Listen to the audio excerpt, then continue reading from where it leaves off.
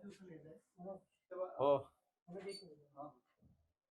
आज रत्नागिरी जिल्ह्यामधील महसूल विभाग, ग्रामविकास विभाग, अन्न नागरी पुरवठा विभाग, अन्न आणि औषध प्रशासन विभाग या चारही विभागांचा आढावा आज राज्यमंत्री म्हणून आज मी घेतला.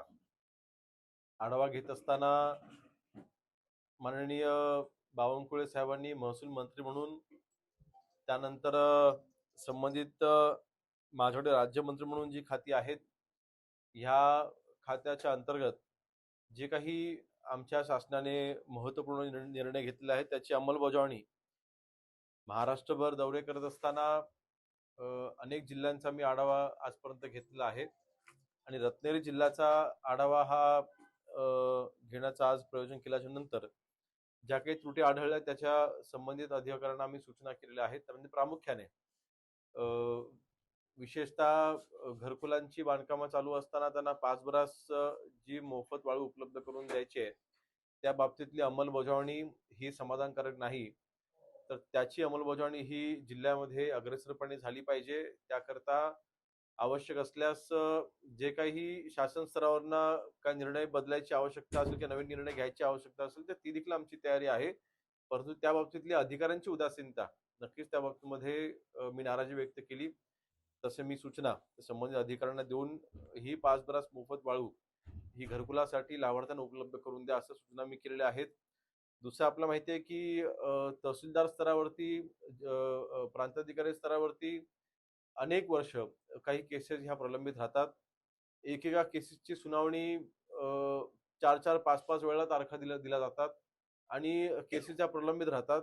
त्यामुळे लाभार्थीची किंवा तिथे ज्यांच्या बाबतीमध्ये ही सुनावणी चालू आहे त्यांची पिळवणूक होते आणि या बाबतीतल्या या केसेसची पेंडन्सी ही लवकरात लवकर पूर्ण करण्याच्या सूचना शक्यतो जास्तीत जास्त 2 सुनावणीमध्ये आपण हा विषय संपवले पाहिजे. आता जर आपण कायदा करून हायकोर्टामध्ये देखील आपण जास्तीत जास्त 2 ॲडजॉर्नमेंटच्या आपण आता कायदा केलेला आहे. तर मला वाटतं त्याच धर्तीवरती ह्या सगळ्या केसेस ज्या कुठल्या कॉन्स्टिट्युशनल मॅटर्स आहेत यामध्ये देखील जास्तीत जास्त 2 ॲडजॉर्नमेंट घ्यावे आणि ह्या सगळ्या केसेस पेंडन्सी या पूर्ण कराव्यात.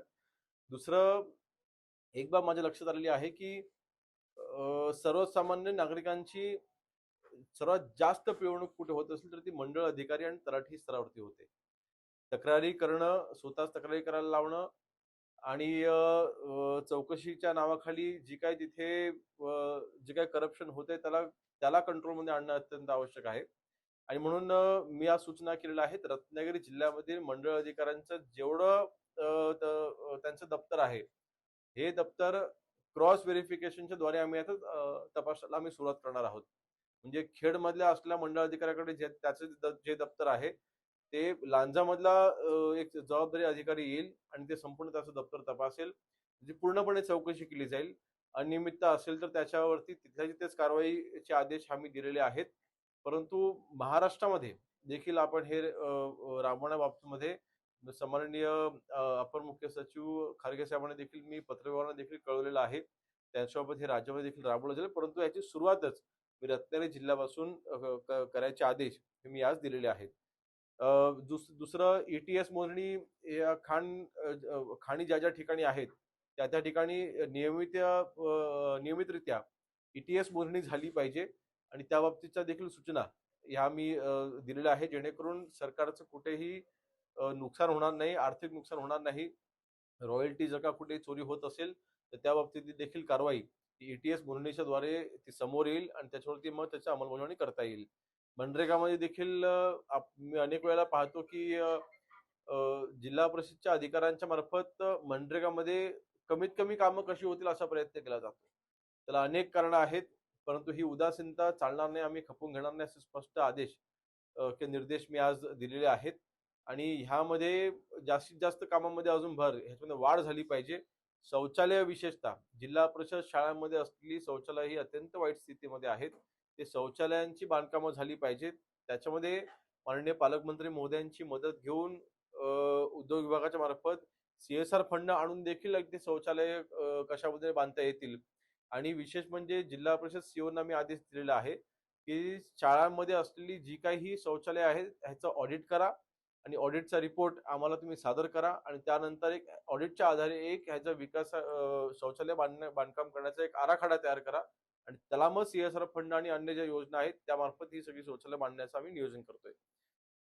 दुसरं एकंदरीत 4 विभागांचा आज आढावा घेत असताना 4 विभागांचा आज आढावा घेत असताना ह्याच्यामध्ये कोऑर्डिनेशन आवश्यक आहे. काही काही ठिकाणी आता मगाशी मी तिथे वाळूचा मी जो उल्लेख सांगितला म्हणजे 5 ब्रास वाळू ही जी घरकुलाच्या बांधकामाकरिता उपलब्ध करून द्यायची याच्यामध्ये ग्रामविकास विभाग आणि महसूल विभाग हे दोन्ही विभागांनी मिळून काम करणं आवश्यक आहे. तर मला वाटतं ह्यामध्ये आपण एक अजून एक त्रुटी आमच्या लक्षात आली की कोकणामध्ये म्हणजे रायगड, रत्नागिरी, सिंधुदुर्गमध्ये ह्या विशेषतः 3 जिल्ह्यांमध्ये वाळूचे घाटच कुठे मंजूर नाहीयेत. म्हणजे जिथे नदी प्रवाह नॅचरल आहे, जिथे नद्या वाहत आहेत, त्या ठिकाणी वाळू साठा जर का असेल, तर जसं आपण खाडीमध्ये आपण वाळूगट मंजूर करतो, तशाच पद्धतीने नदीमध्ये देखील वाळू असेल, तर त्याचा देखील आपण अधिकृत त्याला मंजुरी आणून त्या नदीची वाळूचा उपयोग देखील आपण घरकुलाकरता करून घेऊ शकतोय.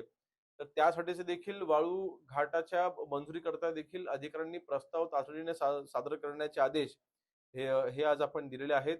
अन्न नागरी पुरवठा विभागामध्ये गोडाऊनमध्ये आपण अनेक वेळा आम्ही हे पाहतोय की दुकानदारांपर्यंत रास्त दुकानदारांपर्यंत जे काही धान्य यायचं आहे, अजूनही आज 21 तारीख आलेली असताना देखील अजूनही काही दुकानामध्ये धान्य पोहोचलेलं नाही. तर लाभार्थ्यांपर्यंत ते पोहोचणार कधी? आणि म्हणून त्याची दखल घेत जे काही एफसीआयच्या ज्या गोडाऊनमधनं उशिरा धान्य येते त्याची नेमकी कारणं काय? तिथे जे काही माथाडींचे जे काही प्रश्न आहेत त्याच्यामुळे काही प्रलंबित विलंब होतोय किंवा जिल्हा स्तरावरनं ज्या काही चुका होत आहेत, काही-काही ठिकाणी ट्रान्सपोर्ट जे करतायत त्यांच्या काही चुका आहेत. काही ठिकाणी मी आज ट्रान्सपोर्टर बदलण्याचे देखील मी आदेश दिलेले आहेत. त्यांच्या दिरंगाईमुळे देखील रास्त दुकानदारांपर्यंत धान्य उशिरा पोहोचतंय. मग इथे अजिबात दिरंगाई चालणार नाही. अंत्योदय यादी असू द्यात किंवा नसू द्यात, परंतु धान्य त्या दुकानदारांपर्यंत वेळेत पोहोचलं पाहिजे. जे शेवटच्या लाभार्थ्यांपर्यंत वेळेत गेलं पाहिजे. आता उत्सव येतोय, पुढच्या या उत्सवाच्या दिनामुळे देखील हा विलंब झाला, तर नक्कीच जनतेचा रोष शेवटी आम्हाला अंगावर घ्यावा लागेल. म्हणून अधिकाऱ्यांनी याकडे जातीनं लक्ष द्यावं आणि गोडाऊनच्या ज्या समस्या आहेत त्या दूर करून ट्रान्सपोर्टच्या ज्या समस्या आहेत, जे आम्ही आदेश दिलेले आहेत त्याचं पालन करून त्या ठिकाणी धान्य हे व्यवस्थित चांगल्या क्वालिटीचं धान्य हे वेळेत पोहोचावं ह्याकरता तिथे उपाययोजना कराव्यात. अशा सूचना आम्ही आज केलेल्या आहेत. आणि